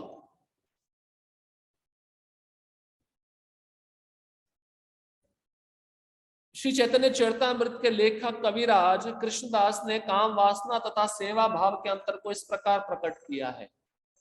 काम वासना का अर्थ है अपनी निजी इंद्रियों की तृप्ति करने की इच्छा, और दिव्य इच्छा का अर्थ है भगवान की इंद्रियों की सेवा करने की इच्छा। अब ये बहुत अच्छा एक थर्मामीटर है, आप मेजरमेंट कर सकते हो अपना भी। जब आपके अंदर तीव्र इच्छा है कृष्ण को प्रसन्न करने की, तो ये क्या है? कृष्ण की संतुष्टि। लेकिन भक्ति के माध्यम से आपको अपनी इंद्रियों को संतुष्ट करने की इच्छा है, तो ये काम वासना है। जैसे उदाहरण के रूप में, मैं अच्छा गायक हूं, मैं तभी गाऊंगा जब पूरा हॉल भरा रहेगा, ताकि सभी ज्यादा लोग मेरे को सुनेंगे और मेरा वाहवाही करेंगे, मेरा प्रशंसा करेंगे। इसको कहते हैं काम वासना। भक्ति के माध्यम से किसी भी श्रेणी में, जैसे उदाहरण के रूप में, मैं प्रवचन तभी दूंगा जिस दिन उत्सव होगा, जिस दिन जन्माष्टमी होगा, मैं अन्यथा कोई प्रवचन नहीं दूंगा। क्यों? क्योंकि उस समय ज्यादा लोग आएंगे, मेरा सिद्धांत मैं प्रदर्शित करूंगा, मेरे ज्ञान को मैं प्रदर्शित करूंगा, लोग मेरा प्रशंसा करेंगे। इसको कहते हैं काम वासना। काम वासना हर जगह है, कहीं स्त्री पुरुष के प्रसंग में ही काम वासना नहीं है, सब जगह है। अपनी इंद्रियों की संतुष्टि यही काम वासना है, भक्त को ही समझ लेना चाहिए। इसलिए कहते हैं कृष्ण को जो अच्छा लगता है वो उनको प्रदान करो, तुमको जो अच्छा लगता है वो प्रदान मत करो। भक्ति में भी तुम अगर ऐसा बना के खिला रहे हो जो तुमको अच्छा लग रहा है, ये भी काम वासना ही है। इसलिए गोपियों का उदाहरण देते हैं। गोपियां केवल कृष्ण की संतुष्टि चाहती थी। कारण सुनिए, अर्धरात्रि के समय अपने पतियों को, अपने परिवार को, अपने बच्चों को छोड़ के आ गई। जब संवाद हुआ, कृष्ण बोले आप चले जाओ। वो बोली आपने हमें बुलाया और आप ही जाने को बोल रहे हो, हम जा नहीं सकती। अभी हमें कौन स्वीकार करेगा, हमको कोई स्वीकार करने वाला नहीं है। तो कृष्ण के अंदर काम वासना नहीं है जो लोग बोलते हैं। भौमासुर ने 16,108 रानियों को रखा था अपनी कैद में, क्षमा करिए 16,000 रानियों को रखा था, 16,100। अब उन रानियों की इच्छा थी कि हमें तो इस असुर ने स्पर्श कर लिया, हमको समाज में कोई स्वीकार नहीं करेगा, कृष्ण आप ही हमें स्वीकार करिए। तो कृष्ण उनके कहने पे उनको स्वीकार किए, कृष्ण की इच्छा नहीं थी। कृष्ण आत्माराम है, उनको किसी की आवश्यकता नहीं है। पर हम कहते हैं कृष्ण ने 16,108 विवाह किए, चलो हम 10 तो कर लें, हम भी अपनी काम वासना की तृप्ति करेंगे। तो आपका स्तर कृष्ण जैसा है क्या? कृष्ण जैसा महल उन रानियों को दे सकते हो? 2 महल दे दो 2 पत्नियों को, पता चल जाएगा। जीवन भर कमाते रहोगे, वो भी आप प्राप्त नहीं कर पाओगे। तो बहुत इसको समझना बहुत जरूरी है। इसलिए कृष्ण गीता में क्या कहते हैं, मेरे को साधारण मनुष्य समझने वाला व्यक्ति कैसा है? मूढ़ है, मूढ़, गधा है, गधा। इसलिए यहां पे गोपियों का उदाहरण दिया है। और गोपियों ने देखिए क्या क्या त्याग किया कृष्ण के लिए। आज के जमाने में अगर हम किसी को बोले आप तिलक लगा लो, उसको तिलक लगाने में शर्म आती है। आज के जमाने में हम किसी भक्त को बोले धोती कुर्ता पहन लो, वो धोती कुर्ता पहन के नहीं आना चाहता है। लेकिन गोपियों ने क्या क्या त्याग किया कृष्ण के लिए। अपना समाज त्याग दिया, अपने परिवार त्याग दिया, लोक लज्जा त्याग दी। उनको पता था हमको अभी कोई भी स्वीकार नहीं करेगा। तो कृष्ण के लिए किया इतना सब कुछ, तो ये प्रेम नहीं है तो और क्या है? और शुद्ध प्रेम है। इसमें कहते हैं जरा सा भी कलंक नहीं है। जैसे आपके एक सफेद वस्त्र पे, धुला हुआ सफेद वस्त्र, उस पे एक छोटा सा स्याही का बूंद गिर जाए तो कैसा दिखता है? वो कलंक हो गया नहीं होगा? सब उस कलंक को देखेंगे, उस सफेद वस्त्र को नहीं देखेंगे। या पूरे अच्छे वस्त्र में एक छोटा सा छेद हो, छिद्र हो, वो छिद्र को देखते हैं, अरे ऐसा कपड़ा क्यों पहना हुआ है। लेकिन अन्य वस्त्र को नहीं देखेंगे, अन्य जगह को नहीं देखेंगे। तो ये भौतिक जगत के लोग कृष्ण के काम वासना को देखते हैं, अन्य लीलाओं को नहीं देखेंगे। और ये सबसे श्रेष्ठ लीला है, और ये शुद्ध भक्त समझ सकते हैं।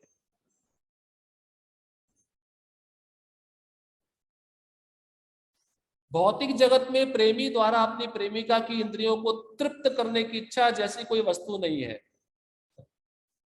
गर्लफ्रेंड बॉयफ्रेंड, तो वैलेंटाइन डे आता है तो लड़का क्या करता है अपनी प्रेमिका के लिए? फूल लाएगा, उसकी जो मनपसंद की वस्तु होगी वो लाएगा, उसको जो खाने में अच्छा लगता है उस रेस्टोरेंट में ले जाकर उसको खिलाएगा। ये क्या चल रहा है?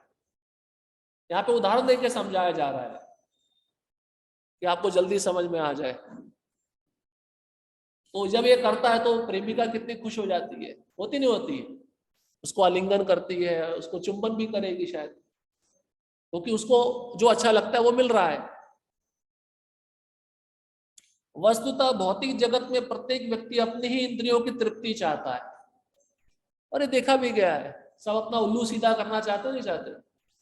घर में भी देख लो, पति पत्नी का भी संबंध इसी आधार पर है, यही बेस है। अब ऐसा मत समझो 7 जन्मों का कसम खाया है, 7 जन्म एक साथ रहेंगे। अब इतना प्रेम होता है कि पत्नी मर जाती है तो वह व्यक्ति दूसरी शादी कर लेता है। इतना प्रेम होता है तो वह पति मर जाता है तो वह स्त्री दूसरा पति स्वीकार कर लेती है। फिर प्रेम कहाँ गया? मतलब अपने इंद्रियों को भोगना है। किंतु गोपियां थी कि वह भगवान की इंद्रियों की तृप्ति करने के अतिरिक्त और कुछ भी नहीं चाहती थी। देखिए, अपना बच्चा है, अपना पति है, अपने सास ससुर है, इन सबको छोड़ दिया कृष्ण के लिए। तो क्या दर्शाता है? केवल कृष्ण को संतुष्ट करना। और आप सोचो, अगर कृष्ण को जो संतुष्ट ऐसे कर रहा है, क्या कृष्ण उनको छोड़ देंगे? या कृष्ण उनको स्वीकार नहीं करेंगे? कृष्ण उनका रक्षण नहीं करेंगे? करेंगे। वो कृष्ण को बहुत प्रिय है। इसलिए आप देखिए, जब कृष्ण द्वारका चले गए तो दिन रात वो गोपियों के नाम का उच्चारण करते थे। तो द्वारका की रानियां बोलती थी कि भगवान का इतना प्रेम है वृंदावन के ब्रजवासियों के प्रति, दिन रात उनका स्मरण होता था। क्यों? क्योंकि वो निष्काम प्रेम था, उसमें किसी भी प्रकार का लेश मात्र भी भौतिक इच्छा नहीं था। ये कृष्ण को प्रसन्न करता है। भौतिक जगत में इस तरह का कोई दृष्टांत नहीं मिलता।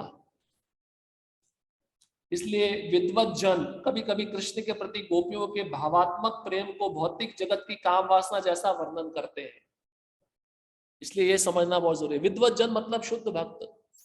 इस दृष्टि से आपको समझाना चाहते हैं गोपियों और कृष्ण का प्रेम कैसा है। ये स्पिरिचुअल काम है, इस जगत का भौतिक काम नहीं है। किंतु इसके शाब्दिक अर्थ को ग्रहण नहीं करना चाहिए। शाब्दिक मतलब काम वासना का भौतिक अर्थ नहीं समझना चाहिए। यह तो दिव्य स्थिति को समझाने के प्रयास की एक विधि है। उद्धव जैसे, अभी देखिए उदाहरण बता रहे हैं, कितना सुंदर उदाहरण दे रहे हैं रूप गोस्वामी। उद्धव जैसे महान भक्त भगवान के परम प्रिय मित्र हैं, और वे सभी गोपियों के पद चिन्हों का अनुसरण करने की कामना करते हैं। आज भी आप ब्रज में जाएंगे, उद्धव जी एक घास या तृण के रूप में रह रहे हैं। कुसुम सरोवर पार करेंगे ना गिरिराज जी की परिक्रमा करते करते, उसी के पास में वो स्थान आता है जहाँ पे उद्धव जी उस रूप में रह रहे हैं। और वो कहते हैं गोपियां मेरे ऊपर चले, अपने पांव रखें, अपने चरण कमल रखें, उनका धूल मेरे ऊपर पड़ेगा, मैं शुद्ध हो जाऊंगा। उद्धव जैसा ज्ञानी जो कृष्ण का नित्य संग करते हैं, नित्य, वो ऐसा प्रार्थना करते हैं कि ये गोपियों का जो प्रेम है अद्भुत है। इनकी तुलना इस संसार में किसी भी व्यक्ति के साथ नहीं की जा सकती। विशुद्ध प्रेम। अतएव कृष्ण के प्रति गोपियों का प्रेम निश्चय भौतिक काम वासना नहीं है, अन्यथा उद्धव क्यों कह उनके चरण चिन्हों पर चलना चाहते? भाई अगर भौतिक काम वासना होता गोपियों का प्रेम कृष्ण के प्रति, तो उद्धव ऐसा प्रार्थना नहीं करते ना। उद्धव ऐसा प्रार्थना कर रहे हैं। दूसरा दृष्टांत स्वयं चैतन्य महाप्रभु का है। संन्यास स्वीकार कर लेने के बाद वह स्त्रियों के सानिध्य से दूर रहते थे, तो भी उन्होंने शिक्षा दी कि गोपियों ने जिस विधि से कृष्ण की पूजा की उससे बढ़कर कोई अन्य विधि नहीं है। चैतन्य महाप्रभु जैसे स्ट्रिक्ट सन्यासी, छोटा हरदास को उन्होंने अपनी टोली से निकाल दिया। क्यों? क्योंकि उसने केवल काम दृष्टि से एक स्त्री को देखा था। तो वैराग्य का वस्त्र पहनने वाले के मन में अगर काम वासना है तो उसके लिए बहुत खतरनाक है। चैतन्य महाप्रभु ने उसका त्याग कर दिया। लेकिन चैतन्य महाप्रभु कहते हैं जैसे गोपियां कृष्ण की पूजा करती हैं, सबसे श्रेष्ठ भाव यही है। तो चैतन्य महाप्रभु जैसे सन्यासी गोपियों के प्रेम को स्वीकार कर रहे हैं। ये दूसरा दृष्टांत बताया जा रहा है। इस तरह श्री चैतन्य महाप्रभु तक ने काम वासना से प्रेरित गोपियों द्वारा कृष्ण की पूजा विधि की अत्यंत प्रशंसा की है। इसका यही अर्थ हुआ कि यद्यपि कृष्ण के प्रति गोपियों का आकर्षण काममय प्रतीत होता है, किंतु ये रंच मात्र भी भौतिक नहीं है। काम वासना जैसा दिखेगा लेकिन काम वासना नहीं है। अचिंत्य भेदाभेद तत्व, जैसे कमल का पुष्प कीचड़ में आता है पर कीचड़ को स्पर्श नहीं करता। भक्त इस संसार में रहता है लेकिन रहते हुए भी नहीं रहता। काम वासना दिखेगा आपको लेकिन काम वासना नहीं है।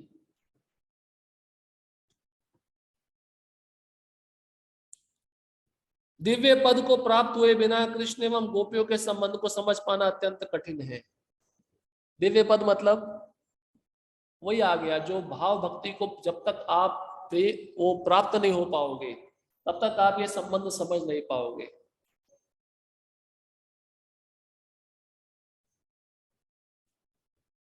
चूंकि यह तरुण तथा तरुणियों के सामान्य व्यवहार सा प्रतीत होता है,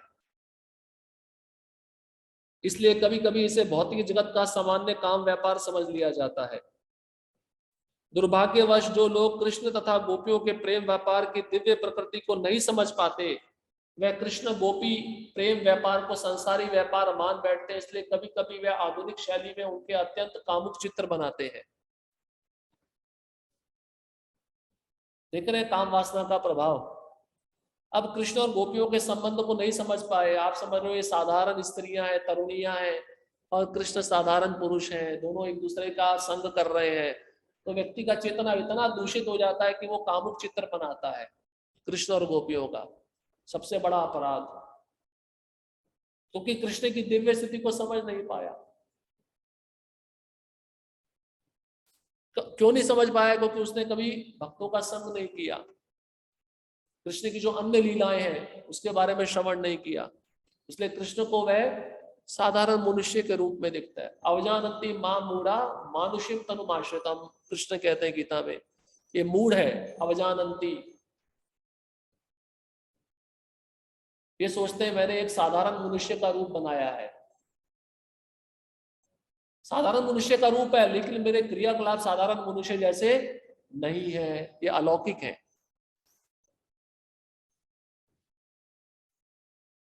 दूसरी ओर कुब्जा की काम वासना को विद्वत जन प्रायः काम वासना कहकर वर्णन करते हैं। अब यहाँ पे कुब्जा और गोपियों का तुलना हो रहा है, लेकिन कुब्जा का जो काम वासना था वो गोपियों के समान नहीं था। कुब्जा केवल अपने इंद्रियों को थोड़ा समय के लिए संतुष्ट करना चाहती थी। कुब्जा कुबड़ी थी और कृष्ण के प्रेम में भाव विवल रहती थी, किंतु कृष्ण के लिए उसकी आकांक्षा प्राय संसारी थी।